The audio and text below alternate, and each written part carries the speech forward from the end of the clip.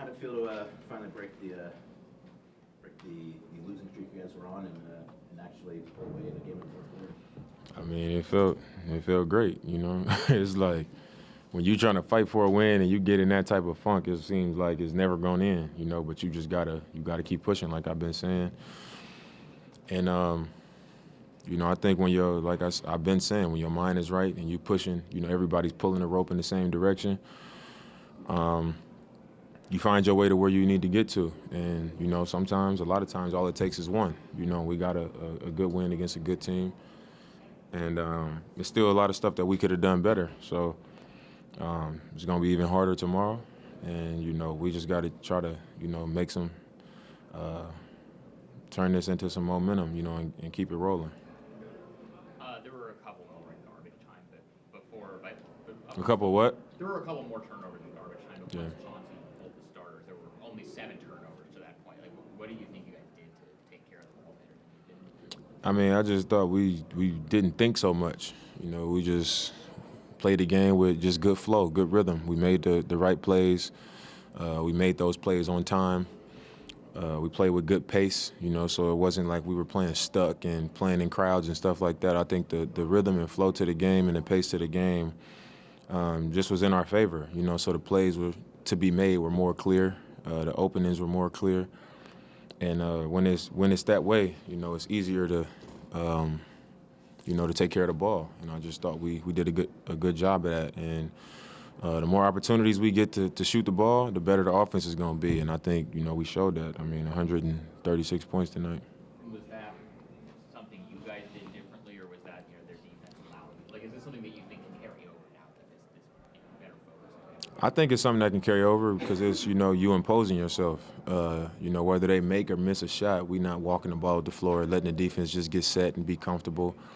We was jumping it in, like I said, playing with pace, coming downhill, sprinting into screens, making contact. We was causing trouble. And guys were having to help. We get them out of position. You make the right pass or get into the paint and, you get them off balance, and then that just makes it easier, you know what I mean? And those are things we can control, playing with pace, making the right play on time, making good passes, screening for each other. You do those types of things and you're giving yourself a chance to do well offensively. And, and then it comes to just making or missing shots. But when you do that, a lot of times you're getting quality shots and drawing fouls, getting to the line, getting to the rim and things like that. And that's what we got to do. That's what we got to be consistent at. Were you trying to set a tone by penetrating to being aggressive and trying to get to the basket and feeding, and the rest of the team kind of feeding off your aggressiveness? Yeah, I think a lot of times I'm looking at what's happening, at the start of games, what type of coverages are they in, where they helping from, what kind of attention are they giving me, where are the gaps, where can I attack at, and I'm just kind of assessing the game to see where it's at. And I think, just the last couple games I've taken a different approach of just I'm going to come out and attack first, and, I'm going to set the tone first and, go out there and take what I want to take and then make them adjust whatever defense they in to what I'm doing, and I'm going to attack, and be aggressive, and then when they change it, then I'll act accordingly. But, that's just been my mentality is I'm going to come out, I'm going to attack, I'm going to get to it, and when they help, I'm going to make the right play. When I feel like I can't get in the gaps and get to the rim, or if I can't get to, that pull-up three or whatever, or I feel like I don't have an opportunity or a matchup or some space to get something done, then I'm going to, make the play that needs to be made. But, I feel like when you are the leader of a team and you have a lot of responsibility on the team, you get into a hit, you get into a ditch like we've been in, you got to take a little bit more responsibility, and you got to, impose yourself and kind of rally the troops. You got to give a team something to follow and give them something to believe behind, and that's just been, more of my mentality. Dame, on Thursday you said you felt like guys were kind of putting a little too much pressure on themselves, thinking a little bit too much. I'm curious, watching Gary play, it looks like he's always got a smile on his face. Does he kind of help this team loosen up? His presence just on the floor, does he kind of help guys? I mean, he's just so disruptive. It was one stretch where it was like 3 straight plays. I'm like, this dude keeps stealing the ball. Like, I've never seen somebody just keep stealing the ball. So I do think he plays with a lot of joy, and it makes sense. Coming from Golden State, I think they're like the ultimate example of a team that just plays with joy.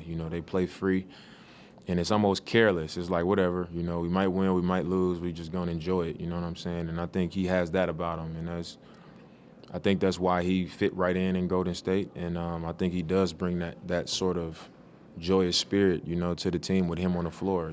It's just you can feel that presence. As good as you guys were offensively early on in the game, how difficult is it for you guys to stay connected, stay committed defensively when you're blitzing, you're trapping over and over on Luka, you're getting the ball out of his hands, Yeah. but you got Reggie over there hitting 3 after 3, you got guys just hitting shots. How hard is it to hold on to that rope and trust that considering what you guys have had the last couple of weeks? I think it's what you want to do is win the game. And the first 2 times, Luka had great games, and they beat us. So I think you just got to get to a point where you say, all right, if we're going to lose tonight, it's not going to be to him. We're not going to let him just have his way.